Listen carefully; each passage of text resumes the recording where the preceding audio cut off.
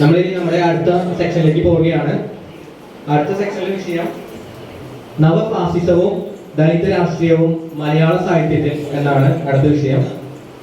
അപ്പോൾ അതിന്റെ മോഡറേറ്ററായിട്ട് നമ്മൾ ആദ്യം തന്നെ ക്ഷണിക്കുന്നത് അഡ്വക്കേറ്റ് ജുനൈദ് വരാന്തപ്പള്ളിയാണ്.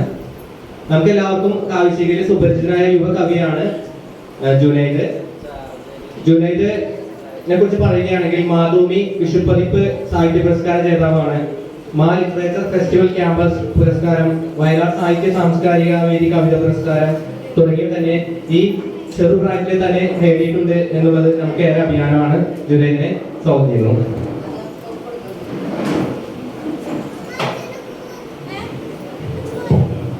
ഒപ്പം അടുത്ത പാനലിസ്റ്റ്, നമുക്ക് ഈ പ്രോഗ്രാമിലുള്ള പാനലിസ്റ്റുകൾ ശ്യാമള ഉണ്ണികൃഷ്ണൻ,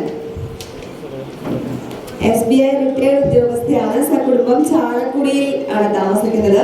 കാവ്യശിഖയിലെ അംഗമാണ്, പറയേണ്ടതില്ല. എഴുത്തിനോടും വായനയോടും ആഭിമുഖ്യം, നവ സാമൂഹ്യ മാധ്യമങ്ങളിൽ എഴുതുന്നു. വളരെ സ്നേഹത്തോടെ പാനലിസ്റ്റിനെ നിങ്ങൾക്ക് മുന്നിൽ പരിചയപ്പെടുത്തുന്നു. അടുത്തതായി നമ്മുടെ പ്രിയപ്പെട്ട കാവ്യശിഖയിൽ തന്നെ PT സ്വരാജ് മാഷിനെ വിളിക്കുന്നത്. നല്ലൊരു കവിയും അമേച്ഛർ നാടക പ്രവർത്തനം ഒക്കെയാണ്. അദ്ദേഹം മഹാകവി വൈലോപ്പിള്ളി പുരസ്കാരം നേടിയിട്ടുണ്ട്. പിന്നെ കാവ്യശിഖ പുരസ്കാരത്തിനും അർഹമായിട്ടുണ്ട്. ഏറെ സ്നേഹത്തോടെ PT സ്വരാജിനെ ക്ഷണിക്കുന്നു. പിന്നെ കൃഷ്ണൻ സൗവർണിക നമുക്കറിയാം, കവിയാണ്, നാടൻപാട്ട് കലാകാരനാണ്, ചിത്രകാരനാണ്, കാവ്യശിഖയുടെ എന്നത്തെയും പ്രിയപ്പെട്ട അംഗമാണ്, രൂപീകരണ യോഗത്തിലെ പങ്കാളിയാണ്, കാവ്യശിഖയുടെ പ്രഥമ പ്രതിഭാ പുരസ്കാരം ലഭിച്ച വ്യക്തിയാണ്. ഫെബ്രുവരിയിൽ പറയക്രിസ്തു എന്ന കവിതാ സമാഹാരം പ്രസിദ്ധീകരിച്ചു. 2017 2020 അച്ചമ്മക്കാളി എന്ന ചെറുകഥയ്ക്ക് സാഹിതി ഇന്റർനാഷണൽ പുരസ്കാരം ലഭിച്ചു. സ്നേഹത്തോടെ നമ്മുടെ ഈ പാനലിസ്റ്റ് നിങ്ങൾക്ക് മുന്നിൽ പരിചയപ്പെടുത്തുന്നു.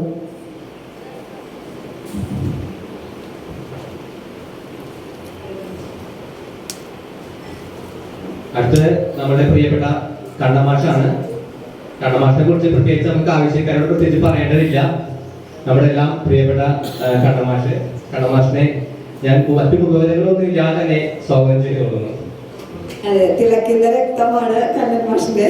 അപ്പോ ഈ ചർച്ച നമുക്ക് ആരംഭിക്കാം അല്ലേ?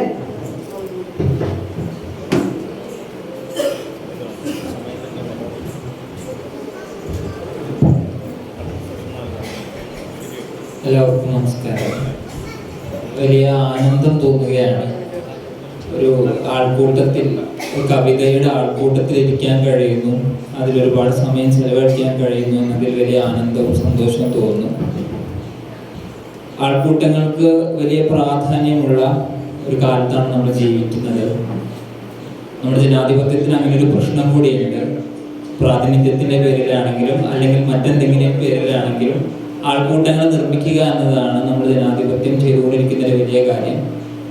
അങ്ങനെ ഒരുപാട് ആൾക്കൂട്ടങ്ങളെ ഏകീകരിക്കുകയും ഒരു സംവിധാനമാക്കി കൊണ്ടു നടക്കുകയും ചെയ്യുന്ന ഒരു സംവിധാനമാണ് അല്ലെങ്കിൽ ഒരു പ്രതിഭാസമാണ് നിലവിൽ നമ്മുടെ ജനാധിപത്യം. ആ ഒരു കോണ്ടെക്സ്റ്റിൽ ഇരുന്നുകൊണ്ട് ഒന്ന് രണ്ട് ചില കാര്യങ്ങൾ സൂചിപ്പിച്ചുകൊണ്ട് ചർച്ചയിലേക്ക് വരാമെന്നാണ് കരുതുന്നത്. നോ പിയൂൺ നോ വാട്ടർ എന്ന് പറഞ്ഞിട്ട് ഡോക്ടർ ഭീംറാവ് അംബേദ്കറിന്റെ പ്രധാനപ്പെട്ട ഒരു സംഭവമുണ്ട് അദ്ദേഹത്തിന്റെ ജീവിതത്തിൽ. അദ്ദേഹം പഠിക്കുന്ന കാലത്ത് വെള്ളം കുടിക്കണമെങ്കിൽ പിയൂൺ അന്ന് സ്കൂളിൽ ഉണ്ടാകണമായിരുന്നു. അദ്ദേഹം താഴ്ന്ന ജാതിക്കാരനായിരുന്നത് കൊണ്ട് പൈപ്പ് തൊട്ട് അശുദ്ധമാകാതിരിക്കാൻ വേണ്ടി പിയൂൺ അന്ന് പൈപ്പ് തുറന്നു കൊടുത്താൽ മാത്രം വെള്ളം കിട്ടിയിരുന്ന ഒരു സന്ദർഭം, ഒരു രാഷ്ട്രീയ സന്ദർഭം ഉണ്ടായിരുന്നു. ആ സന്ദർഭത്തെ അതിജീവിച്ചുകൊണ്ടാണ് അദ്ദേഹം ഇന്ന് നാം എല്ലാം വളരെ സമാധാനപൂർവ്വം ജീവിക്കുന്ന ഒരു രാജ്യത്തിന്റെ അല്ലെങ്കിൽ അത്തരൊരു സാഹചര്യത്തിലേക്ക് നമ്മുടെ രാജ്യത്തെ വളർത്തിയെടുത്ത ഭരണഘടനയുടെ ശില്പിയായി മാറുന്നത്. അപ്പോൾ നമ്മുടെ ചരിത്രത്തിന് അങ്ങനെ ഒരു പ്രത്യേകതയുണ്ട്. തമസ്കരണം നേരിട്ട അല്ലെങ്കിൽ അധസ്ഥിതവൽക്കരിക്കപ്പെട്ട എല്ലാ ചരിത്രത്തെയും മറികടന്നുകൊണ്ട്, അതിനെയൊക്കെ ചാടിക്കടന്നുകൊണ്ട്, അതിനെയൊക്കെ മൂലക്കിരുത്തിക്കൊണ്ട് നാം ഒരു വലിയ പ്രതീക്ഷയുടെ കാലം, പ്രതീക്ഷയുടെ ലോകം ഘട്ടം ഘട്ടമായി പടുത്തുയർത്തിയിട്ടുണ്ട്. ആ ഒരു കോണ്ടെക്സ്റ്റിൽ ഇരുന്നുകൊണ്ടാണ് നമ്മൾ ഫാസിസത്തെ കുറിച്ച്, ദളിത് രാഷ്ട്രീയത്തെ കുറിച്ച്, അത് മലയാള സാഹിത്യത്തിൽ കൊണ്ടുവന്നിട്ടുള്ള അല്ലെങ്കിൽ മലയാള സാഹിത്യത്തിൽ അത് എങ്ങനെയാണ് പ്രവർത്തിച്ചത് എന്നതിനെ കുറിച്ചൊക്കെയുള്ള ആലോചനകളിലേക്ക് കടന്നു പോകുന്നത്. ഫാസിസത്തിന്റെ ഒരു നാച്ചുറൽ, അതിൻ്റെ ഒരു സ്വാഭാവികത എന്ന് പറയുന്നത് തമസ്കരിക്കുക എന്നുള്ളതാണ്, മാറ്റി നിർത്തുക എന്നുള്ളതാണ്. ഇപ്പോൾ പുതിയ കാലമാണ്, അതിന് പുതിയ രൂപങ്ങൾ വന്നിട്ടുണ്ട്, പുതിയ വേർഷനുകൾ അതിന് രൂപപ്പെട്ട് വന്നിട്ടുണ്ട്. നാം ഇപ്പോൾ കാണുന്ന സെൻസർഷിപ്പുകൾ അതിൻ്റെ ഭാഗമായിട്ടുള്ളതാണ്. സാഹിത്യത്തിലേക്ക് വരികയാണെങ്കിൽ തന്നെ പബ്ലിഷിംഗ് അത്തരത്തിൽ ഒരു സ്വഭാവം കാണിക്കുന്നുണ്ട്. എല്ലാം പ്രസിദ്ധീകരിക്കാനുള്ളത് എല്ലാ പബ്ലിഷിംഗ് എന്നും ഞങ്ങൾ വിചാരിക്കുന്നത് മാത്രം ഞങ്ങൾ പബ്ലിഷ് ചെയ്തുകൊള്ളാം എന്നും പ്രഖ്യാപിച്ചുകൊണ്ടുള്ള ഒരു മുതലാളിത്ത സ്വഭാവം കാണിക്കുന്ന പബ്ലിഷിംഗ് സ്വഭാവം നമ്മൾ കാണുന്നുണ്ട്.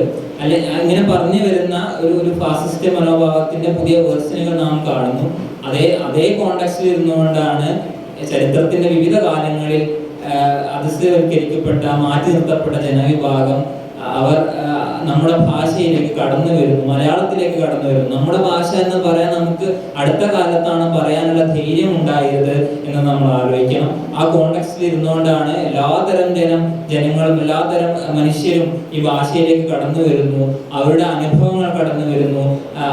അവർ ഉണ്ടാക്കുന്ന അനുഭവങ്ങൾ കൊണ്ട് കഥകൾ ഉണ്ടാകുന്നു, കവിതകൾ ഉണ്ടാകുന്നു. അങ്ങനെ അനുഭവം എന്നത് ഭാഷയുടെ ഒരു അസംസ്കൃത വസ്തുവായി മാറുന്ന രൂപത്തിൽ നമ്മുടെ ഭാഷ വളരുന്നു, നവീകരിക്കപ്പെടുന്നു എന്നുള്ളതാണ്. നവീകരണം നാം കാവ്യശികയിൽ എപ്പോഴും പറയുന്നത് പോലെ നാം നവീകരിക്കപ്പെട്ടുകൊണ്ടിരിക്കുന്നുണ്ട്. അക്കൂട്ടത്തിൽ നമ്മുടെ ഭാവുകത്വവും നമ്മുടെ അനുഭവങ്ങളും നമ്മുടെ ഭാഷയും നവീകരിക്കപ്പെടുന്നു എന്നുള്ളതാണ്. ആ കോണ്ടെക്സ്റ്റിൽ ഇരുന്നുകൊണ്ട് ദളിത് രാഷ്ട്രീയത്തെ കുറിച്ചിട്ട്, ഫാസിസത്തെ കുറിച്ചിട്ട് നാം സംസാരിക്കുന്നു. നമ്മുടെ പാനലിസ്റ്റുകളെ കുറിച്ചൊന്നും വലിയ രീതിയിൽ പരിചയപ്പെടുത്തിയിട്ടുണ്ട്. കണ്ണമാശുണ്ട്, സ്വരാജേട്ടനുണ്ട്, ശ്യാമ ടീച്ചറുണ്ട്, കൃഷ്ണേട്ടനുണ്ട്. ഇവരൊക്കെ സംസാരിക്കും. ഇവരുടെ ഇടപെടരുത് എന്നാണ് എന്നോട് പറഞ്ഞിട്ടുള്ളത്. അതുകൊണ്ട് ഞാൻ ഇടപെടുന്നില്ല.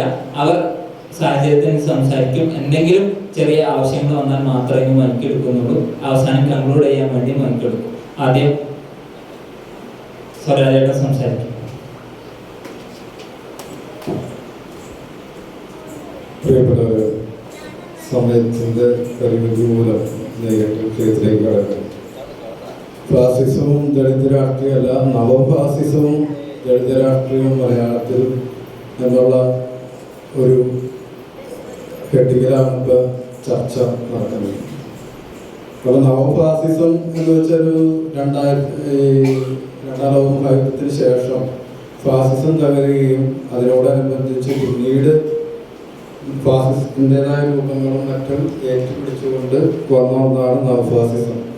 അപ്പോൾ നേരത്തെ സുജുലൈത് പറഞ്ഞ പോലെ അതിൻ്റെ മുഖ്യമായ കാര്യങ്ങളിൽ അതിദേശീയത, ജനാധിപത്യ വിരുദ്ധത, സിവിൽ സമൂഹ വിരുദ്ധത, മാർക്സിസ്റ്റ് വിരുദ്ധത, കുടിയേറ്റ വിരുദ്ധത, ഇതൊക്കെ കൂടിച്ചേർന്ന് അതെങ്ങനെ നമ്മുടെ സാംസ്കാരികമായ പൈതൃകങ്ങളിലേക്കും ചരിത്രങ്ങളെ വളച്ചൊടിച്ചുകൊണ്ടൊക്കെ ഫാസിസത്തിൻ്റെ പോലെയല്ല നമ്മുടെ വിദ്യാഭ്യാസ രംഗത്തായാലും സാംസ്കാരിക രംഗത്തായാലും ചരിത്രത്തിലായാലും വർത്തമാനകാലത്തിലായാലും നുണകളും മറ്റും പ്രചരിപ്പിച്ച് അല്ലെങ്കിൽ വ്യത്യസ്തമായ കടന്നുകയറ്റങ്ങൾ നടത്തി അവരുടെ ഭാഗമാക്കി മാറ്റുന്ന അവസ്ഥയാണ്. നമ്മുടെ രാഷ്ട്രത്തിൻ്റെ ഒരവസ്ഥ എന്താണെന്ന് ആലോചിച്ചാൽ നമുക്ക് പെട്ടെന്ന് പിടിച്ചിട്ടുണ്ടോ. ഒരേ ഭാഷ, ഒരേ നിയമം എന്നുള്ള രീതിയിലേക്ക്, ഞാൻ മാത്രം എന്നുള്ള ഒരു ഐഡൻറ്റിറ്റിയിലേക്ക് ഭരണാധികാരികളുടെ പോകുന്നൊരവസ്ഥ. അപ്പോൾ ഇതിൽ 46 ഈ രണ്ടാം ലോകമഹായുദ്ധത്തിന് ശേഷമാണ് ഇത് സംഭവം, ഈ നവഫാസിസം വരുന്നത്. നേരത്തെ അംബേദ്കറിനെ സൂചിപ്പിച്ചിട്ടാണ് ജുനൈദ് തുടങ്ങിയത്. അപ്പം അംബേദ്കറുടെ കാലഘട്ടത്തിൽ തന്നെയാണ് ദളിത് പ്രസ്ഥാനം. അതിന് മുമ്പുണ്ട്. നേരത്തെ സംഘം കാലഘട്ടത്തിനെ കുറിച്ചുകൂടെ പ്രതിപാദിച്ചിരുന്നു. അവസാന കാലഘട്ടത്തിലും അതുപോലെ നമ്മുടെ നാടോടി ഗാനങ്ങളിലും ഒക്കെ ഈ എന്താ പറയുക, ഈ ദളിത് പാട്ടുകൾ, വേദനകൾ, അവരുടെ വേദനകളും അവരുടെ പ്രശ്നങ്ങളൊക്കെ പാട്ടുകളുടെയും കലകളുടെയും രൂപത്തിൽ അവരെ അവതരിപ്പിച്ചിട്ടുണ്ട്.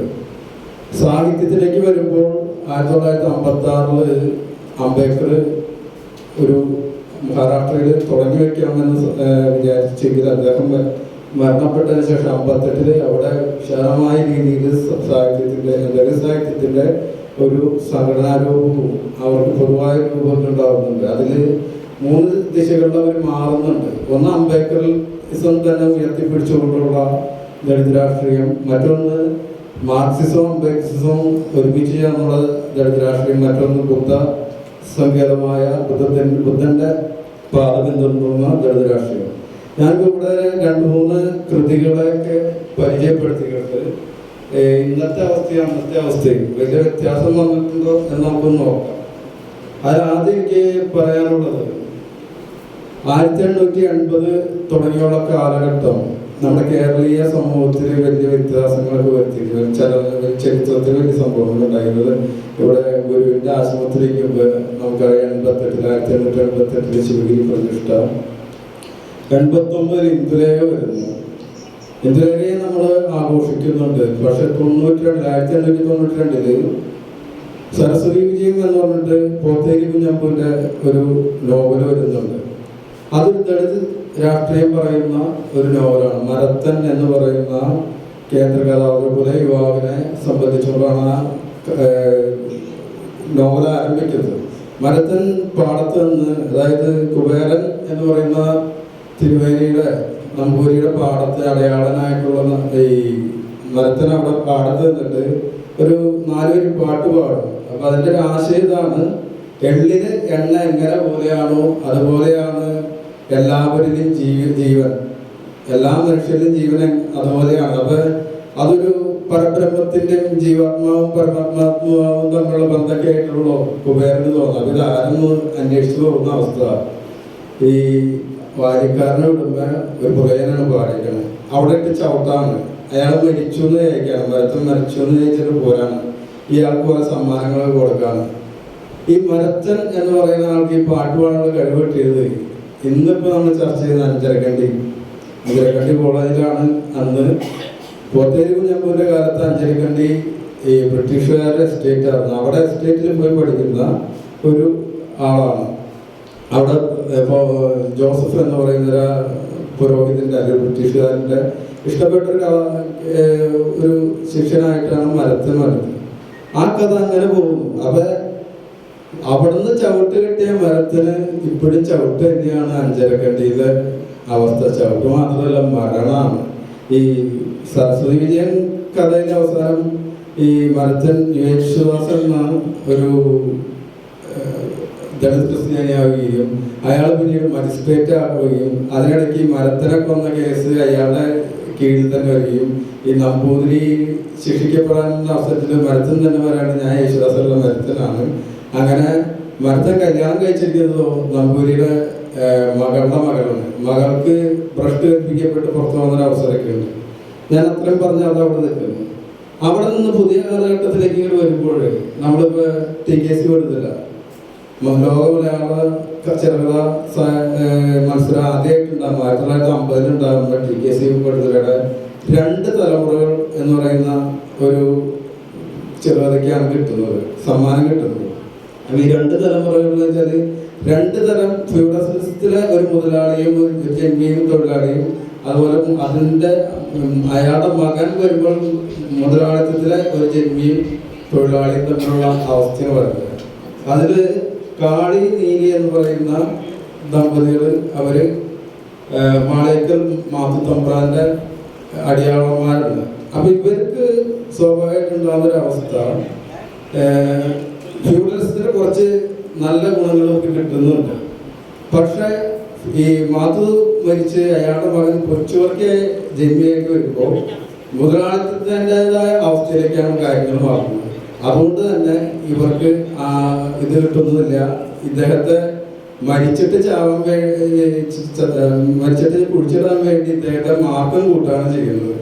അതുകൊണ്ടാണ് അയാൾക്ക് ഭൂമി കിട്ടിയ ഈ ചാത്തനെ അടക്കം ചെയ്തത്. പിന്നീട് ഇവരുടെ മകളെ കയറി പിടിക്കാനായിട്ട് ഈ കൊച്ചുവർക്കി ചെല്ലുമ്പോൾ വാക്കത്തിയായിട്ട് ചാടി വീഴാണ്. ആ വാക്കത്തിയായിട്ട് നീതി ചാടി വീണ് കൊച്ചുവർക്കിനെ കൊല്ലാണ്. അതാണ് അതിൻ്റെ അവസാനം. ഇതേ സന്ദർഭം തന്നെയാണ് 2021 മാതൃഭൂമി പുരസ്കാരം കിട്ടിയ കാവ്യ അയ്യപ്പനെ എഴുതിയ ഇപ്പൊ MG യൂണിവേഴ്സിറ്റി പഠിപ്പിക്കുന്നുണ്ടാക്കുക. അതിന്റെ പേര്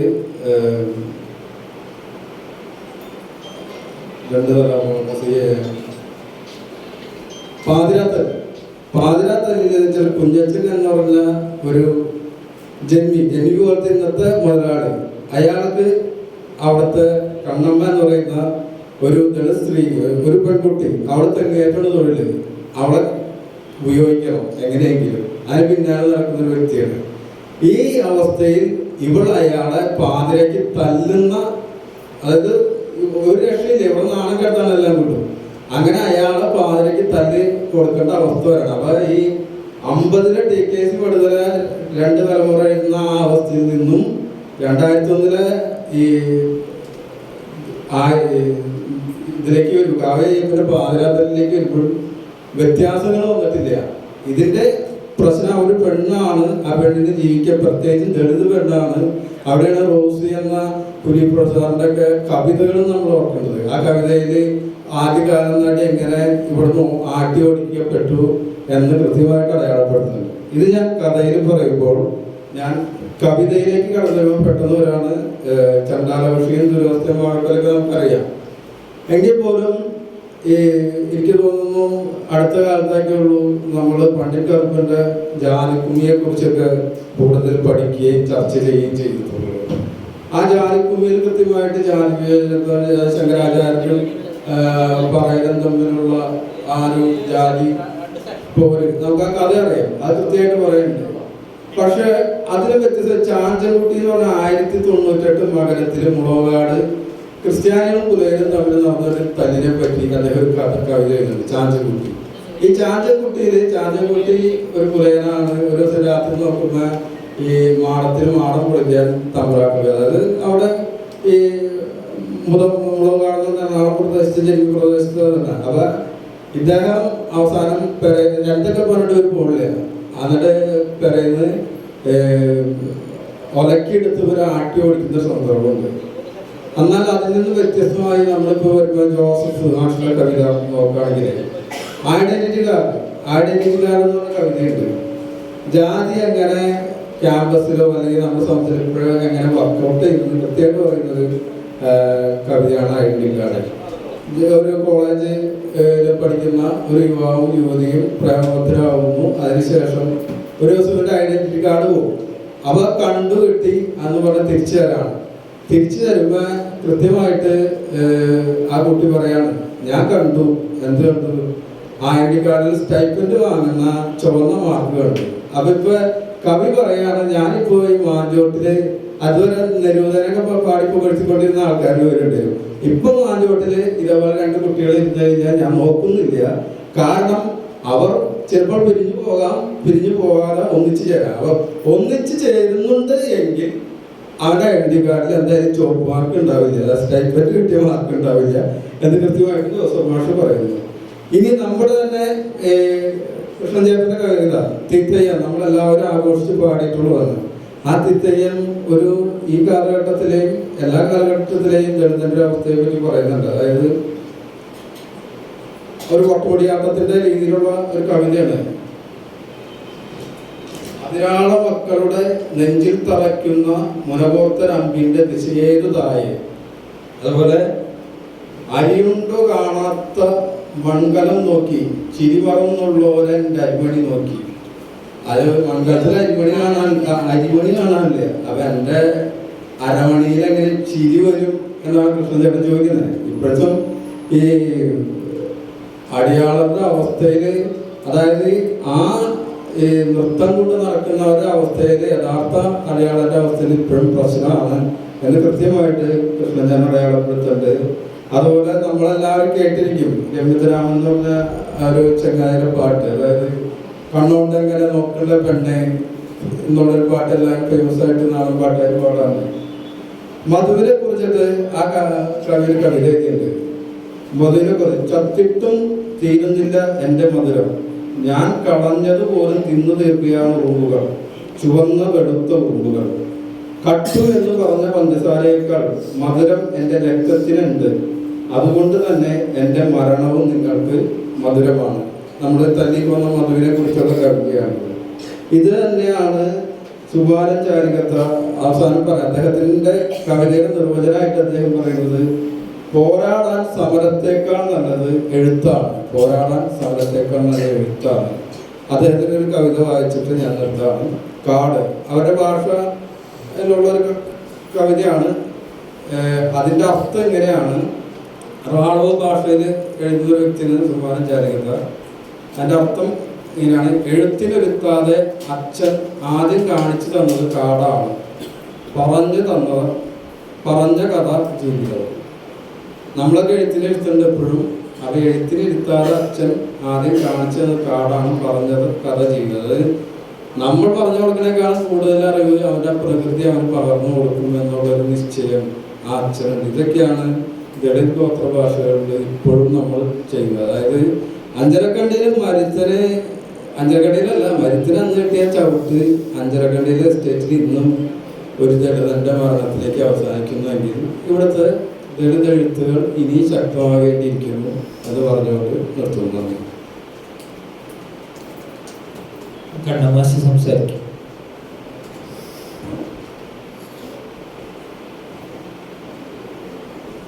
ആദ്യമായും ഇങ്ങനെ ഒരു സിഗാർ ഫെസ്റ്റിൽ പങ്കെടുക്കാൻ കഴിഞ്ഞതിൽ വളരെ സന്തോഷമുണ്ട്. കാരണം ഞാൻ സംസാരിക്കാനുള്ള കൂടുതലും ഇഷ്ടം കേൾക്കാനാണ്. പക്ഷെ എൻ്റെ ഒരു പാനലിസ്റ്റ് എന്ന രീതിയിൽ ഞാൻ ചെറിയൊരു കുറിപ്പ് വായിക്കാനാണ് ഉദ്ദേശിക്കുന്നത്. കൂടുതൽ കാര്യങ്ങളൊന്നും പറയാൻ എനിക്ക് അതിനെക്കുറിച്ച് ധാരണയില്ല. നമ്മുടെ വിഷയം എന്ന് പറഞ്ഞാൽ നവഭാഷിതവും ദളിത് രാഷ്ട്രീയവും മലയാള സാഹിത്യത്തിൽ എന്നതാണ്. ആദ്യം ഫാസിസം എന്താണെന്ന് നമ്മൾ ആദ്യം തന്നെ മനസ്സിലാക്കേണ്ടിയിരിക്കുന്നു. നമുക്കറിയാവുന്നതാണ്, എന്നാലും എനിക്കറിയാവുന്നൊരു ഫാസിസത്തെക്കുറിച്ചുള്ളൊരു വാർത്താനം ഞാൻ അവിടെ വായിക്കും. അതായത് ദൈവത്തിൻ്റെ പ്രതിപുരുഷന്മാരെന്ന് സ്വയം പ്രഖ്യാപിച്ചുകൊണ്ട് അധികാരം കൈയാളുകയും അധികാരം ഉപയോഗപ്പെടുത്തി സമ്പത്തും അറിവും അവരുടെ മാത്രമായി നിലനിർത്തുകയും അതിനായി വ്യത്യസ്തങ്ങളായ മർദ്ദക ഉപകരണങ്ങൾ ഉപയോഗിക്കുകയും ചെയ്യുന്ന ഒരു ചിന്താ പദ്ധതിയാണ് ഫാസിസം. അത് ഈ പുതിയ കാലത്തും നവഫാസിസം ചെയ്തുകൊണ്ടിരിക്കുന്നു ഈ ഒരു പ്രക്രിയയാണ്. സാഹിത്യത്തിലും ഫാസിസത്തിൻ്റെ കടന്നുകയറ്റം എല്ലാ കാലത്തും നടന്നിട്ടുണ്ട്. അത് നമുക്ക് തീർച്ചയായിട്ടും അറിയാം. ഫാസിസം എങ്ങനെയാണ് സാഹിത്യത്തിൽ കടന്നുകയറ്റുന്നതിനെ കുറിച്ച് ഇപ്പോൾ സ്വരാജും ദുജനേതൊക്കെ കൂടെ പറഞ്ഞു കഴിഞ്ഞു. അത് അവരെങ്ങനെയാണെന്ന് വെച്ചാൽ ആ ഫാസിസത്തിൻ്റെ കടന്നുകയറ്റം പ്രത്യേകിച്ചും സൂക്ഷ്മതലത്തിൽ പരിശോധിച്ചാൽ അതിൻ്റെ ഇലകളാകേണ്ടി വരുന്നത് അരികുവൽക്കരിക്കപ്പെട്ട പാർശ്വവൽക്കരിക്കപ്പെട്ട ദളിത്, ആദിവാസി, മറ്റ് പിന്നോക്ക ജനവിഭാഗങ്ങളാണ്. കൂടുതൽ അതിനാണ് ബാധിക്കുക. ഉയർന്നു നിൽക്കുന്ന ആളുകൾ ഫാസിസമനെ കടന്നു ചെല്ലുന്നില്ല എന്നുള്ളതാണ് സത്യം. അക്ഷരം നിഷേധിക്കപ്പെട്ട ഈ വിഭാഗങ്ങളെ പണിയാളർ മാത്രമായി ഉപയോഗപ്പെടുത്താനും ശ്രമങ്ങൾ ആധുനിക കാലത്തും തുടർന്നുകൊണ്ടിരിക്കുകയാണ്. അവരുടെ പാട്ടുകളും കഥകളും ഒക്കെ തന്നെ ചരക്കായി മാറുകയും കമ്പോളവൽക്കരിക്കപ്പെടുകയും ചെയ്യും. മലയാള സാഹിത്യത്തിൽ ഉണ്ടായിട്ടുള്ള കീഴാളന്റെ പ്രശ്നങ്ങൾ ചർച്ച ചെയ്യപ്പെടുന്ന പല കഥകളും കവിതകളും ഒക്കെ തന്നെ എഴുതപ്പെട്ടത് ഉന്നത കുലജാതരെന്ന് വിശേഷിക്കപ്പെട്ട എഴുത്തുകാരുടേതാണെന്ന് എഴുതപ്പെട്ടിട്ടുണ്ട്. അങ്ങനെ അല്ലാത്ത എഴുത്തുകാരെ മുഖ്യധാരയിൽ നിന്നും മാറ്റി നിർത്തപ്പെടുന്നുണ്ടോ എന്നത് പരിശോധിക്കപ്പെടണം. അത് നമ്മളൊന്ന് പരിശോധിക്കണം. കാരണം നമ്മൾ ആഘോഷിക്കുന്നതൊക്കെ തന്നെ ഉന്നത വർഗത്തിൽപ്പെട്ട ആളുകൾ എഴുതിയുള്ള പുസ്തകങ്ങളും കഥകളും പാട്ടുകളൊക്കെയാണ്. അടിസ്ഥാന വിഭാഗത്തിൽപ്പെട്ട ആളുകളുടെ ഇത്തരത്തിലുള്ള കഥകളും കവിതകളും തന്നെ ആരും തന്നെ ആഘോഷിക്കപ്പെടുന്നില്ല എന്നുള്ളതാണ്. അത് വളരെ കൃത്യമായിട്ട് നമ്മൾ പരിശോധിക്കണം. പിന്നെ നവോത്ഥാന പ്രവർത്തകരുടെ ഒക്കെ നിരന്തര പ്രവർത്തന ഫലമായി തുടർന്ന് കമ്മ്യൂണിസ്റ്റ് പ്രസ്ഥാനത്തിൻ്റെ വ്യാപനവും ഒരു പരിധിവരെ രാഷ്ട്രീയത്തിലും സാഹിത്യത്തിലും മേൽക്കൈ നേടിയിരുന്ന ഒരു സമൂഹം ഇന്ന് അതിൽ നിന്നൊക്കെ തിരിഞ്ഞു നടക്കുന്നുണ്ടോ എന്ന് വിശകലനം ചെയ്യപ്പെടണം. അത് നമ്മൾ പ്രത്യേകം പരിശോധിക്കണം. ഉദാഹരണം എന്ന് പറഞ്ഞാൽ ഇവിടെ ഉന്നത വിദ്യാഭ്യാസ സ്ഥാപനങ്ങളിൽ നിതിൻ രാജിനെ പോലുള്ള നൂറുകണക്കിന് വിദ്യാർത്ഥികൾ ജാതിയുടെയും നിറത്തിൻ്റെയും കുലത്തിൻ്റെയും പേരിൽ അപമാനിക്കപ്പെട്ട് മരണത്തിലേക്ക് വീണു പോകുന്നുണ്ട്. രാജ്യത്തിൻ്റെ നാനാഭാഗം നടത്തുന്ന ഇത്തരം കുറ്റകൃത്യങ്ങൾ കേരളത്തിൽ സംഭവിക്കുന്നെന്നത് നമ്മെ ഭയപ്പെടുത്തുന്നുണ്ട്. അത് നമ്മൾ പരിശോധിക്കണം. കാരണം നമ്മൾ പുരോഗമനപരമായി ചിന്തിക്കുന്ന ആളുകളാണെന്നും നമുക്ക് ജാതിയില്ല മതമില്ല എന്നൊക്കെ പറയുന്നതിൽ കൂടി നമ്മുടെ ഇടയിലും അത്തരത്തിലുള്ള ചിന്തകൾ കടന്നു വരികയും നമ്മൾ ഇത്തരത്തിലുള്ള നമ്മുടെ ഭാഷയിലും സാധ്യതയിൽ കടന്നു വരേണ്ടതായ അറിവ് നേടേണ്ടതായ കുട്ടികൾ പോലും അവിടുന്ന് മരണത്തിലേക്ക് ഓടിപ്പെടുക അല്ലെങ്കിൽ ഈ പഠനം നിർത്തിപ്പോകുന്ന ഒരവസ്ഥയൊക്കെ കേരളത്തിൽ പോലും ഉണ്ടാകുന്നുള്ളത് വളരെ ഭീതിജനകമാണ്. അത് നമ്മൾ പരിശോധിക്കണം. നമ്മളിപ്പോൾ എഴുത്തുകാർ അതിനെക്കുറിച്ചൊക്കെ കൂടുതൽ ജാഗ്രത കാണിക്കുകയും അതിന് മുന്നോട്ട് വരികയും ചെയ്യണം. അതിനുള്ള പ്രവർത്തനങ്ങൾ പ്രതിരോധിക്കാൻ വേണ്ടിയിട്ടാണ് എൻ്റെ ഒരു അഭിപ്രായം. പിന്നെ ഞാനൊരു കാര്യം കൂടെ പറഞ്ഞ് നിർത്താം. അതായത് ദളിത് രാഷ്ട്രീയം എന്ന് പറഞ്ഞാൽ പൊതുസമൂഹത്തിന് പുറത്ത് പ്രവർത്തിക്കുന്നതല്ല, അത് മുഖ്യധാര രാഷ്ട്രീയത്തിൻ്റെ പ്രവർത്തനം ഒപ്പം സഞ്ചരിക്കേണ്ടതാണെന്നാണ് എൻ്റെ അഭിപ്രായം. ആ തിരിച്ചറിവ് വളരെ പ്രധാനമാണ്. കാരണം ഒരു വിഭാഗം ആളുകൾ പുറത്തുനിന്ന് അത് ദളിത് രാഷ്ട്രീയമാണെന്ന് പ്രചരിപ്പിക്കുകയും എന്നാൽ മുഖ്യധാരയിലേക്ക് കടന്നു വരാതിരിക്കുകയും ചെയ്യുമ്പോൾ അവരുടെ ശക്തി കുറഞ്ഞു പോവുകയാണ് ചെയ്യുന്നത്. സംഘടിതമായ ശേഷി അവിടെ നഷ്ടപ്പെടുകയാണ്. അത് എല്ലാ കാലത്തും അതിനാണ് പലരും ശ്രമിച്ചിട്ടുള്ളത്. ഇവിടെ ഭിന്നിപ്പിച്ച് നിർത്താനുള്ളതാണ് തന്ത്രം. ആ തന്ത്രം നമ്മൾ തിരിച്ചറിയുകയും നമ്മൾ മുഖ്യധാരയിലേക്ക് തന്നെ കടന്നു വരികയും ചെയ്യുന്ന ദളിത് രാഷ്ട്രീയത്തെ ഉയർത്തിപ്പിടിക്കുകയും ചെയ്യേണ്ടതാണ്. അല്ലെങ്കിൽ അത് വോട്ട് ബാങ്കുകളായി മാത്രം ഉയർത്തപ്പെടും. വോട്ട് ബാങ്കുകൾക്ക് മാത്രമായിട്ടൊരു രാഷ്ട്രീയ പ്രവർത്തകരെ ഉപയോഗപ്പെടുത്തുന്ന രീതി അത് തിരിച്ചറിഞ്ഞുകൊണ്ട് ഉറപ്പായും നമ്മൾ മുഖ്യധാരയിൽ തന്നെ നിൽക്കണം. ദളിത് രാഷ്ട്രീയം അങ്ങനെ പുറത്തു നിൽക്കുന്ന ഒരു രാഷ്ട്രീയമല്ല.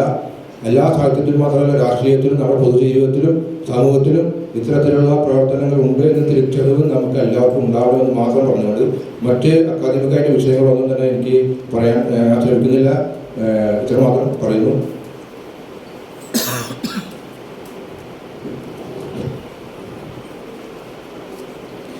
എല്ലാവർക്കും എൻ്റെ അഭിവാദ്യങ്ങൾ.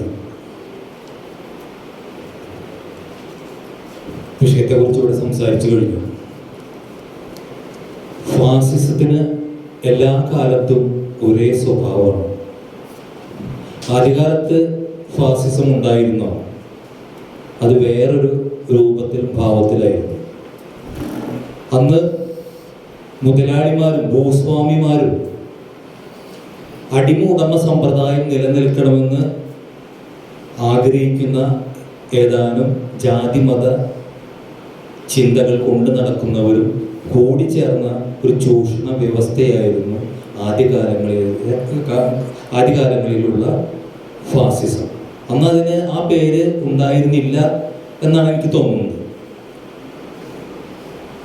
നവഫാസിസം എന്ന പേരിൽ അറിയപ്പെടുന്ന ഇന്നത്തെ കാലത്ത് ആ ഭൂസ്വാമിമാർക്കും അന്നത്തെ മുതലാളിമാർക്കും പകരം കോർപ്പറേറ്റുകളും ജാതി മത വർഗീയ ഭരണകൂടവും കൂടിച്ചേർന്നാണ് ഇന്നത്തെ കാലത്ത് നവഫാസിസം ഉടലെടുത്തത്.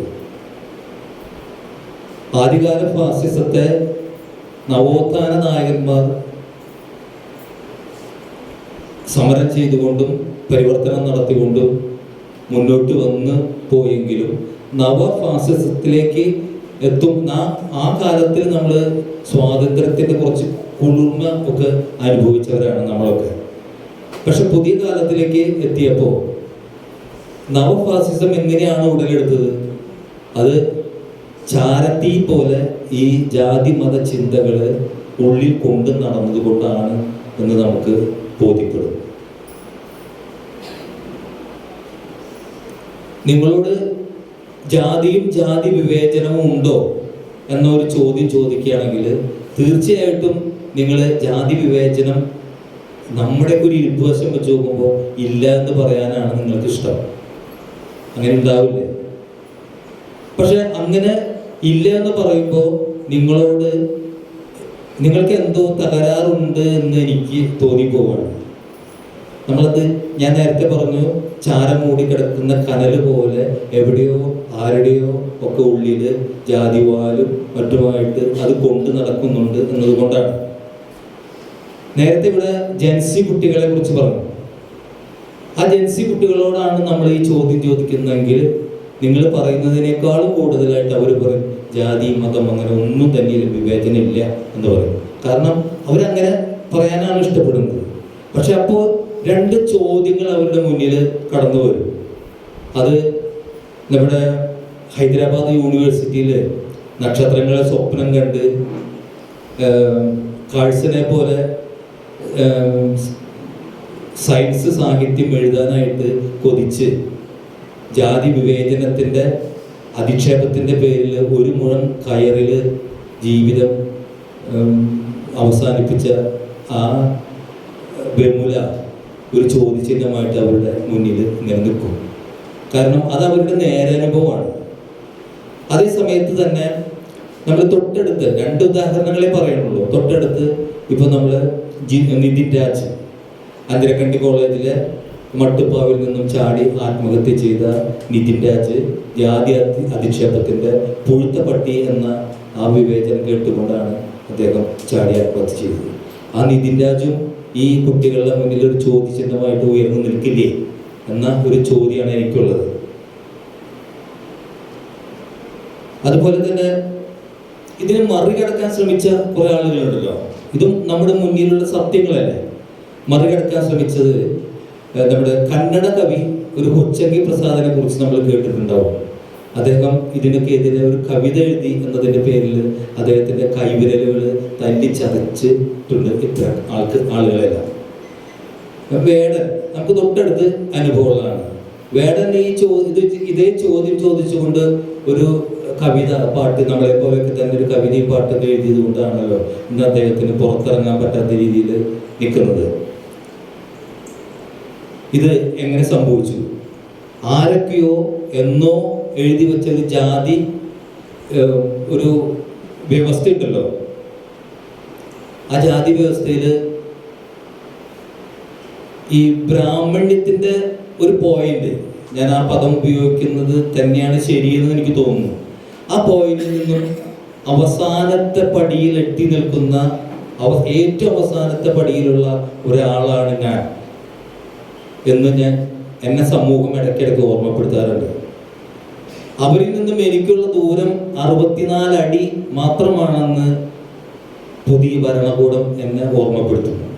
കാരണം എനിക്ക് മാക്സിമം കിട്ടാവുന്ന ഒരു തൊഴില് അടിച്ചു വാരലാണെന്നും അവരുടെ മലം ചുമക്കലാണെന്നും പ്രഖ്യാപിച്ചു കഴിഞ്ഞ ഒരു ഭരണകൂടം ആണ് എന്നുള്ളത്. അപ്പോൾ ഈ വ്യവസ്ഥ ഇന്നിവിടെ നിലനിൽക്കുന്നുണ്ട്. അത് നമ്മൾ കേരളത്തിന്റെ മണ്ണിൽ നിന്നുകൊണ്ട് നമ്മൾ ഇതൊന്നും ഇല്ല എന്ന് പറഞ്ഞാൽ ചരിത്രം നമ്മളെ വെറുതെ വിടില്ല.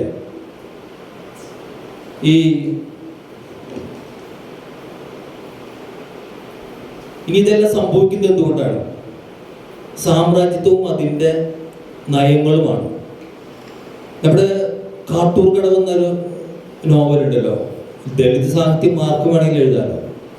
കാട്ടൂർ കടവ് എന്ന നോവലില് ദേവദത്തൻ എന്ന് പറയുന്ന ഒരു ചെറുപ്പക്കാരനായ പാർട്ടി പ്രവർത്തകൻ ചോദിക്കുന്നുണ്ട്, പാർട്ടി സമ്മേളനത്തിൽ അവതരിപ്പിക്കാനായിട്ടൊരു കരട് രേഖ ചർച്ച ചെയ്യുന്നുണ്ട്. അപ്പൊ അതിൽ അവൻ പറയുന്നത് ആഗോള ഉദാരവൽക്കരണ നയം നടപ്പിലായി കഴിഞ്ഞപ്പോൾ നമുക്ക് പട്ടികജാതി പട്ടിക വിഭാഗങ്ങൾക്ക് ആരോഗ്യത്തിനും പൊതു വിദ്യാഭ്യാസത്തിനും എല്ലാം വേണ്ടിയുള്ള ഫണ്ട് വിഹിതം വെട്ടിക്കുറച്ചു. അതുകൊണ്ടാണ് അവർക്ക് സംഭവിച്ചത്. എന്നാൽ ഞാൻ ലഘുവായിട്ടാണ് പറയുന്നത്. ഈ ആഗോള ഉദാരവൽക്കരണ നയം വന്നപ്പോൾ അത് നടപ്പിലാവാൻ കാരണം സോഷ്യലിസ്റ്റ് ചെയ്തികളുടെ അഭാവമാണ്. അവരുടെ അഭാവത്തിലാണ് ഈ സാമ്രാജ്യം ഒരു നയം നടപ്പിലാക്കിയത്. അതിനെ ട്രിക്കിൾ ഡൗൺ തിയറി എന്ന് ഒരു പേരിട്ട് വിളിച്ചു. Trickle down theory. എനിക്ക് ആ വാക്കുകളുടെ അർത്ഥമൊന്നും കൃത്യമായിട്ട് അറിയില്ല. പക്ഷെ ഞാനൊരു ചേട്ടനോട് ചോദിച്ചു, ഈ ട്രിക്കിൾ ഡൗൺ തിയറി എന്താണെന്ന് ചോദിച്ചു. അപ്പൊ അദ്ദേഹം പറഞ്ഞത്, സമ്പത്തെല്ലാം ഒരാളിൽ കുന്നുകൂടും. അങ്ങനെ കുന്നുകൂടി കഴിഞ്ഞാൽ ഇതിങ്ങനെ പൊലി കൂട്ടിയിടുന്ന പോലെ ആയിരിക്കും. ആ പൊലിയിൽ നിന്ന് ഇങ്ങനെ ഉതിർന്നു വീഴുമ്പോൾ ചുറ്റും വീഴുന്ന നാണയത്തുട്ടുകൾ പെറുക്കിയെടുത്ത് ജീവിക്കുന്ന ആളുകളാണ് ഈ ദളിത് സമൂഹവും മറ്റു പിന്നോക്കക്കാരും. ഉദാഹരണത്തിന് നമുക്ക് വേണമെന്നുണ്ടെങ്കിൽ അദാനിയുടെ പോർട്ട്, ആ പോർട്ടിന് ചുറ്റും ദൂരെ ആർക്കെങ്കിലും വേണമെങ്കിൽ പെട്ടിക്കട വയ്ക്കാം, നാരങ്ങ വെള്ളം വെക്കാം. അത്തരം ആളുകൾ ആരായിരിക്കും എന്നതാണ് ഈ ട്രിക്കിൾ ഡൗൺ തിയറി കൊണ്ട് ഉദ്ദേശിക്കുന്നത്. ഒറ്റ കാര്യം കൂടെ പറഞ്ഞ് ഞാൻ അവസാനിപ്പിക്കാം. ഈ പ്രണയത്തിലാണല്ലോ, സ്നേഹത്തിലാണല്ലോ പ്രപഞ്ചം നിലനിൽക്കുന്നത്.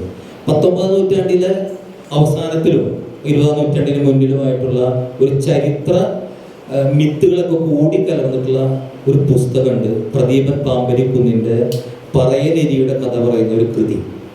ആ കൃതി വായിച്ചവർക്കറിയാം. അതിലൊരു ചാപ്പൻ കോമരം എന്ന് പറയുന്ന ഒരു കഥാപാത്രമുണ്ട്. ചാപ്പൻ കോമരം. തൊട്ടടുത്തുള്ള ഒരു ജാരു എന്ന് പറയുന്ന ഒരു സ്ത്രീ, നല്ല സുന്ദരിയായിട്ടുള്ള സ്ത്രീ, ചാപ്പൻ കോമരത്തിന് അവരോടൊരു പ്രണയം തോന്നി. പക്ഷെ ജാരു നല്ല യൗവനയുക്തിയാണ്. അവളുടെ കുടിയിൽ എപ്പോഴും വന്നിട്ട് അന്നത്തെ പ്രമാണിമാര്, അന്നത്തെ ജാതി വ്യവസ്ഥയിൽ ഉന്നത നില നിൽക്കുന്ന പ്രമാണിമാർ വന്ന് തട്ടും. ജാനു പുല്ലരിയുന്ന അരിവാൾ മൂർച്ച കൂട്ടി അതിൻ്റെ തണലിലാണ് കിടന്നുറങ്ങുന്നത്. പക്ഷെ ചാപ്പൻകോമരത്തിന് അങ്ങനെ ആയിരുന്നില്ല.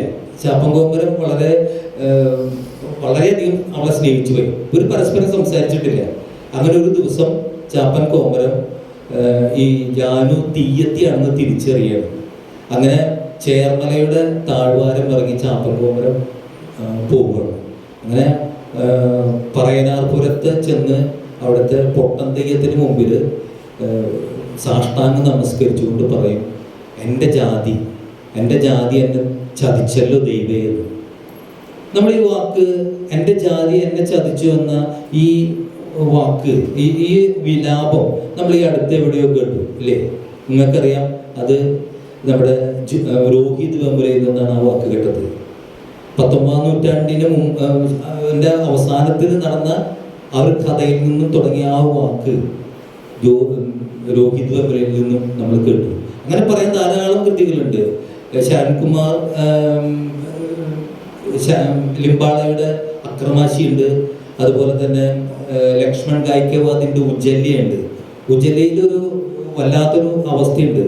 പട്ടിണി കൊണ്ട് പൊറുതി മുട്ടിയിട്ട് ചത്ത ഒരു പന്നിയെ കിട്ടുമ്പോൾ അത് വെട്ടി പങ്കിടാനായിട്ട് സ്ഥലമില്ലാതെ തൊട്ടടുത്ത് എല്ലാവരും വെളിക്കിറങ്ങുന്ന തീർത്ഥപ്പറമ്പിൽ പോയിട്ട് തീർത്ഥം കോരി മാറ്റി അവിടെ വെച്ച് വെട്ടി പങ്കിട്ട് അവർ പങ്കുവെച്ച് കൊണ്ടുപോകുന്ന ഒരു കൃതിയുണ്ട്. മനുഷ്യൻ്റെ ദളിതൻ്റെ ഒരു അവസ്ഥ ഇത്ര കൃത്യമായിട്ട് വിവരിച്ച മലയാള സാഹിത്യം, ഈ സാഹിത്യം മഹാരാഷ്ട്ര സാഹിത്യമാണ്. അങ്ങനെ ധാരാളം കൃതികൾ നമ്മുടെ മലയാളത്തിൽ തന്നെ പുലയത്തറ, പോൾ ചിറക്കരവിൻ്റെ പുലയത്തറ, അതുപോലെ തന്നെ ഞാൻ മുക്കണ്ണി എന്നൊരു നോവൽ വായിച്ചിട്ടുണ്ട്. ആ നോവല് എനിക്ക് എഴുതിയ ആളിൻ്റെ പേര് എനിക്ക് ഓർമ്മയില്ല. ഇതൊക്കെയാണ്. അപ്പോൾ ഒറ്റ കാര്യം, ഒരുപക്ഷെ ഇത് ഇങ്ങനെ പോവുകയാണെന്നുണ്ടെങ്കിൽ ഒഡീഷയിൽ നടന്ന പോലെ ശവക്കുഴിയിൽ എഴുന്നേറ്റ് വന്ന് മുഷ്ടി ചുരുട്ടി തെരുവിലൂടെ നടക്കും. എല്ലാവർക്കും നമസ്കാരം. നമ്മുടെ വിഷയം നവഫാസിസവും ദളിത് രാഷ്ട്രീയവും മലയാള സാഹിത്യത്തിൽ നിന്നുള്ളതാണ്. ഏറെക്കുറെ ആ വിഷയത്തിൻ്റെ എല്ലാ വശവും സ്പർശിച്ചുകൊണ്ട് ഈ പാനൽ അംഗങ്ങളും ഞങ്ങളുടെ മോഡറേറ്ററും എല്ലാം സംസാരിച്ചിട്ടുണ്ട്. ഇനി ഇത് വിട്ട് എനിക്ക് പറയാനുള്ളത്, ഞാൻ ഈ വിഷയത്തെക്കുറിച്ച് എൻ്റെ സുഹൃത്തിനോട് ചോദിച്ചപ്പോൾ കൊള്ളുന്ന വിഷയമാണല്ലോ സൂക്ഷിച്ച് കൈകാര്യം ചെയ്യണമെന്ന് പറഞ്ഞു. അത് അങ്ങനെ പറഞ്ഞ് എന്തുകൊണ്ടാണെന്നും അതിനകത്ത് എന്താണ് ഇത്ര പേടിക്കാനുള്ളതെന്നും എനിക്ക് മനസ്സിലായില്ല. എന്തായാലും അതിൻ്റെ ആ തീക്കൊള്ളി എടുത്ത് ഞാൻ വളരെ തീപ്പൊരികൾ പാവിച്ചുകൊണ്ട് സംസാരിക്കാൻ ഉദ്ദേശിക്കുന്നില്ല. എൻ്റെ മനസ്സിൽ തോന്നിയ 2 കാര്യങ്ങൾ, അതായത് നവഫാസിസവും ദളിത് രാഷ്ട്രീയവും മലയാള സാഹിത്യത്തിൽ, ഈ 3 കാര്യങ്ങൾ, നവഫാസിസം, ദളിത് രാഷ്ട്രീയം, മലയാള സാഹിത്യം. അപ്പം ഇതേക്കുറിച്ച് എനിക്ക് പറയാൻ വളരെ ചുരുക്കി കൊണ്ടുവന്നതാണ്. അതാണ് ഞാൻ പറയുന്നത്. സാഹിത്യം എന്ന് പറയുന്നത് നമ്മുടെ കാലത്തിൻ്റെ കണ്ണാടിയാണ്. ഓരോ കാലഘട്ടത്തിലെയും സാഹിത്യം അതാത് കാലഘട്ടത്തിൻ്റെ കഥ പറയുന്നു. അപ്പോൾ നമ്മളൊന്ന് ആലോചിച്ച് നോക്കിയാൽ ഈ ഫാസിസം, അതിൻ്റെ സ്വാധീനം പ്രത്യക്ഷമായും പരോക്ഷമായും മലയാള സാഹിത്യത്തിൽ കടന്നു വന്നപ്പോൾ അതിനെതിരെ നാം പ്രതികരിക്കേണ്ടതായ ആവശ്യകതയെക്കുറിച്ചുള്ള പല നിലപാടുകളും അന്നത്തെ സാഹിത്യത്തിൽ കടന്നു വന്നിട്ടുണ്ട്. 1930കളിൽ അന്ന് പുരോഗമന സാഹിത്യം എങ്ങനെ രൂപപ്പെട്ടുവെന്നും ആ പുരോഗമന സാഹിത്യത്തിൽ നിന്ന് എങ്ങനെയാണ് ഈ ഫാസിസ്റ്റ് വിരുദ്ധ സാഹിത്യം രൂപം കൊണ്ടതെന്നും നമ്മുടെ പഴയ സാഹിത്യകാരന്മാരുടെ കൃതികളിൽ നിന്ന്, തകഴിയുടെ 2 ഇടങ്ങഴി, കേശവദേവിൻ്റെ ഓടയിൽ നിന്ന് ഇതിലൊക്കെ തന്നെ ഫാസിസത്തിൻ്റെ പല രീതികളെക്കുറിച്ചും വിമർശിക്കുന്നുണ്ട്. അതിനുശേഷം 75-77 കാലഘട്ടങ്ങളിൽ അടിയന്തരാവസ്ഥ നിലവിൽ വന്നപ്പോൾ അത് ഫാസിസത്തിൻ്റെ പ്രവണതയായി അതിനെ പ്രതിഷേധിച്ച് നമ്മുടെ എഴുത്തുകാർ അണിനിരുന്നു. അങ്ങനെ അന്ന് കടമ്മനിട്ടയുടെ കവിതയിലും O.V. വിജയന്റെ ധർമ്മപുരാണത്തിലുമൊക്കെ അന്നത്തെ അധികാരത്തെ, അതിൻ്റെ അസംബന്ധത്തെ, അതിൻ്റെ ഭീകരതയെ ഒക്കെ വിമർശിച്ചിട്ടുള്ള എഴുത്ത് നാം കണ്ടു. പിന്നീട് ഉണ്ടായത് നമ്മുടെ സമകാലിക സാഹിത്യമാണ്. സമകാലിക സാഹിത്യത്തിൽ ഒരുപാട് കാര്യങ്ങൾ നമ്മൾ മനസ്സിലാക്കി. എങ്ങനെയാണ് ആ സാഹിത്യം വളർന്നു വന്നത്, എന്തൊക്കെയാണ് അവിടെ ഉണ്ടായത്. പല നോവലുകളിലും പല കഥകളിലും വിമർശനങ്ങൾ വരും. നമ്മുടെ കാലാതീതമായിട്ടുള്ള ജർമ്മൻ, ഇറ്റാലിയൻ ഫാസിസത്തിൻ്റെ ആ പ്രവണതയെ എതിർത്തുകൊണ്ടുള്ള എഴുത്തുകൾ നാം കണ്ടു. പിന്നീടാണ് നമ്മൾ മനസ്സിലാക്കുന്നത് മലയാള സാഹിത്യത്തിന് എന്തുമാത്രം സ്വാധീനം ഉണ്ടായി എന്ന്, ഈ ദളിത് രാഷ്ട്രീയം ഇങ്ങനെ വന്നു എന്ന്. സാഹിത്യം എന്ന് പറയുന്നത് ഞാൻ പറഞ്ഞ പോലെ കാലത്തിൻ്റെ കണ്ണാടിയാണ്. നമ്മുടെ പ്രതികരണശേഷി, നമ്മുടെ പ്രതികരണങ്ങൾ നമ്മൾ അവതരിപ്പിക്കുന്നത് നമ്മുടെ എഴുത്തിലൂടെയാണ്. അതൊരു നല്ല മാധ്യമം തന്നെയാണ്. അതിലൂടെ നമ്മൾ പലതും ചിന്തിക്കുന്നു, പലതും നമ്മൾ കുറിച്ചിടുന്നു. അത് പ്രതിഷേധിക്കുന്നവരും അനുകൂലിക്കുന്നവരും ഒക്കെ ഉണ്ടാകും. പക്ഷേ ഈ കാലഘട്ടത്തിലെ എഴുത്തിൽ നിന്ന് നമ്മൾ മനസ്സിലാക്കുന്ന ഒരു കാര്യം, അന്ന് എഴുതിയവരൊക്കെ തന്നെ ഫാസിസത്തെ അനുകൂലിച്ചല്ല, എതിർത്താണ് എഴുതിയിട്ടുള്ളത് എന്നാണ്. അപ്പോൾ അതിൽ നിന്ന് നമ്മൾ മനസ്സിലാക്കുന്ന കാര്യം, സ്വേച്ഛാധിപത്യം, വർഗീയത, അടിമത്തം, ഇത്തരം കാര്യങ്ങളൊന്നും തന്നെ നമ്മുടെ വ്യക്തി സ്വാതന്ത്ര്യത്തെ വളരെ പ്രതികൂലമായി തന്നെ ബാധിക്കുന്ന ഒന്നാണ്. അങ്ങനെയാണ് നമ്മുടെ സമൂഹ ശരീരത്തിൽ നിന്ന് ദലനം ചെയ്യപ്പെട്ട അല്ലെങ്കിൽ മുറിച്ചു മാറ്റപ്പെട്ട ഒരു ജനതയുടെ അവരുടെ ആത്മരോഷത്തിൽ നിന്ന്, അവരുടെ പ്രതിഷേധത്തിൽ നിന്ന് അങ്ങനെ ഉടലെടുത്ത ഒരു സാഹിത്യമാണ് ദളിത് സാഹിത്യം. ആ സാഹിത്യത്തിൽ അവരുടെ ജീവിതം അടിവരയിട്ട് കാണിക്കുന്നു. നിഷേധിക്കപ്പെടുന്ന അല്ലെങ്കിൽ നിരസിക്കപ്പെടുന്ന ജീവിതകാല ചക്രങ്ങളിൽ നിന്ന് അവരെ ഒറ്റപ്പെടുത്തുന്ന ആ സാഹചര്യങ്ങൾ അവരുടെ സാഹിത്യമായി വളർന്നു. അതാണ് അവരുടെ സാഹിത്യവും രാഷ്ട്രീയവും. ചുരുക്കി പറഞ്ഞാൽ ഈ ദളിത് രാഷ്ട്രീയ സാഹിത്യം എന്ന് പറയുന്നത്, ആ സാഹിത്യത്തിൽ അവർക്ക് എഴുതിയിട്ടുള്ളത്, ദളിത് സാഹിത്യം ദളിതർ മാത്രം എഴുതുന്നതല്ല, അതിന് പുറത്തു നിന്ന് എഴുതുന്നവരുണ്ട്. പക്ഷെ ആ സാഹിത്യത്തിൻ്റെ ശരീരം എന്ന് പറയുന്നത് ആ സാഹിത്യത്തിൻ്റെ സൗന്ദര്യമാണ്. ആ സാഹിത്യത്തിൽ വരുന്ന രാഷ്ട്രീയമാണ് അതിൻ്റെ നട്ടെല്ല്. അങ്ങനെയുള്ള ആ സൗന്ദര്യവും ആ രാഷ്ട്രീയവും എല്ലാം കൂടി ചേർന്ന് വരുന്ന ഒരു സാഹിത്യം നമ്മുടെ കാലഘട്ടത്തിൻ്റെ ഒഴിവാക്കാൻ പറ്റാത്ത, നമ്മളെല്ലാവരും അനുകരിക്കേണ്ട, നമ്മളെല്ലാവരും അണിനിരക്കേണ്ട ഒരു കാര്യമായിട്ട് വളർന്നിരിക്കുന്നു. ഇന്ന് വളർന്നു വരുന്ന എല്ലാ എഴുത്തുകാരോടും എല്ലാ യുവ തലമുറയോടും ഒക്കെ നമുക്ക് പറയേണ്ടത്, നമ്മളെല്ലാവരും ഈ പറഞ്ഞ സ്വേച്ഛാധിപത്യത്തിനും കച്ചവട കുതന്ത്രങ്ങൾക്കും അതിൻ്റെ എതിരെയുള്ള വർഗീയതയ്ക്കുമൊക്കെ എതിരായിട്ട് നമ്മളെല്ലാം അണിനിരക്കണം.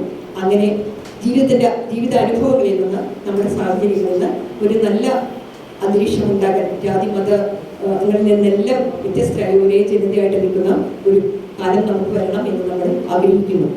ചുരുക്കി പറഞ്ഞാൽ, ഈ ജാതി, ഞാൻ ഇന്ന ജാതിയാണ് എന്ന് പറയാനുള്ളൊരു സ്വാതന്ത്ര്യം ഇല്ലാതിരിക്കുന്ന ഒരു സമൂഹത്തെ അത് അങ്ങനെ വരാനേ പാടില്ല. എല്ലാവരും അതിന് അനുകൂലമായി നമ്മൾ ഒന്ന് എന്നതിൽ തന്നെ വരണമെന്ന് പറയുന്നു. അപ്പം ഇത്രയൊക്കെയാണ് ഞാൻ നമ്മുടെ ഈ സാഹിത്യത്തെക്കുറിച്ച്, അതായത് നവഫാസിസവും ദളിത് രാഷ്ട്രീയവും മലയാള സാഹിത്യത്തിൽ എങ്ങനെ വന്നു എന്നതിനെക്കുറിച്ച് മനസ്സിലാക്കുന്നത്. അപ്പോൾ എല്ലാ യുവ എഴുത്തുകാർ, യുവ പോരാളികളും അവരുടെ തൂലിക ആയുധമാക്കി എതിരെ പ്രതികരിക്കുക.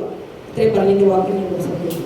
അപ്പോൾ ഇനി മോഡറേറ്ററിന്റെ നിലയിൽ എന്തെങ്കിലും കൺക്ലൂഡ് ചെയ്യാനുണ്ടെങ്കിൽ വളരെ ചുരുങ്ങിയ വാക്കുകളാകാം, അധികം സമയമില്ല.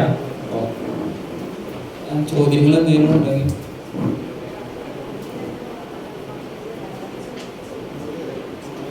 നമ്മുടെ കുറെ സ്ലീപ്പർ സെല്ലുകൾ സ്വകാര്യമായി വർദ്ധിച്ചുകൊണ്ടിരിക്കുന്നൊരു രാഷ്ട്രീയ സാഹചര്യമാണ് നമ്മുടേത്. വിനോദകൃഷ്ണയുടെ നയനമമ്പരേറ്റ എന്ന് പറയുന്ന ഗാന്ധിവധത്തെ ആസ്പദമാക്കിയുണ്ടായ ചരിത്ര നോവലിൽ എങ്ങനെയാണ് ഫാസിസ്റ്റ് ചിന്താഗതി ധാര പ്രവർത്തിക്കുന്നതിനെ കുറിച്ച് സൂചനകൾ. അതിൽ പ്രധാനമായും പറയുന്നൊരു കാര്യം സ്ലീപ്പർ സെല്ലുകൾ അഴിച്ചുവിടുക. നമ്മുടെ ഉള്ളിലൊക്കെ അത്തരം മൃഗീയ മനുഷ്യരുണ്ടെങ്കിൽ, അവരൊക്കെ ഉറങ്ങിക്കിടക്കുന്നുണ്ടെങ്കിൽ അതിനെ തട്ടി ഉണർത്തുകയും അതിനെ തീക്കുള്ളി കൊണ്ട് ചൊറിഞ്ഞ് പുറത്ത് ചാടിക്കുകയും ചെയ്യാനുള്ള ദൗത്യം നമുക്കുണ്ട് എന്നതുപോലെ നമ്മുടെ ചുറ്റുമുള്ള മനുഷ്യരോടൊക്കെ അത്തരത്തിലുള്ള നിർദ്ദേശങ്ങളൊക്കെയാണ് ദൗത്യം കൂടി നമുക്കുണ്ട് എന്ന് ഓർമ്മപ്പെടുത്തിക്കൊണ്ട് ഈ സെഷൻ ഇവിടെ അവസാനിപ്പിച്ചതായി അറിയിക്കുന്നു. നന്ദി.